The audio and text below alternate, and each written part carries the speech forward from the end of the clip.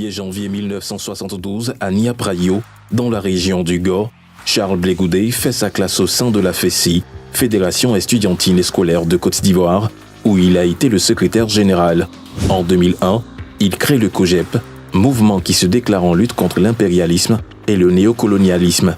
Au plus fort de la crise militaro-politique de 2002, il devient le leader de la Galaxie patriotique, qui a soutenu le pouvoir dirigé par l'ancien président, Laurent Gbagbo.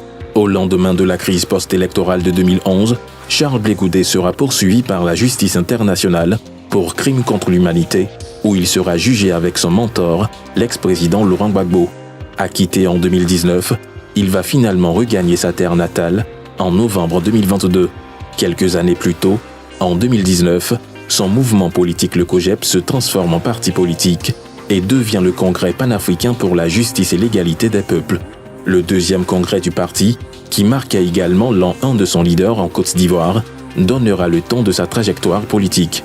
À la faveur de l'élection présidentielle du 25 octobre dernier, Charles Blé Goudé et le COJEP s'étaient rangés du côté de la candidate Simone Eyive Gbagbo. Du même temps, il avait aussi soutenu la candidature de Awa Dombello, un autre proche sorti du siège du président Laurent Gbagbo. Et pour les prochaines législatives en décembre, c'est une vingtaine de candidats désignés par le parti qui sont dans la course.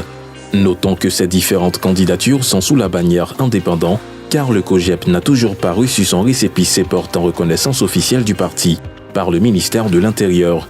Autre actualité du parti, sa sortie de la coalition pour l'alternance pacifique en Côte d'Ivoire, CAPCI, ce 24 novembre.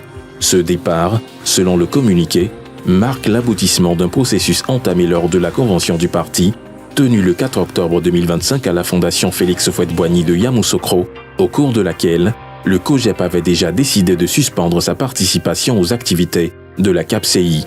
Bien que toujours sur le coup d'une condamnation, Charles Blé Goudé affirme vouloir contribuer à l'édification de son pays jusqu'au plus haut sommet de l'État.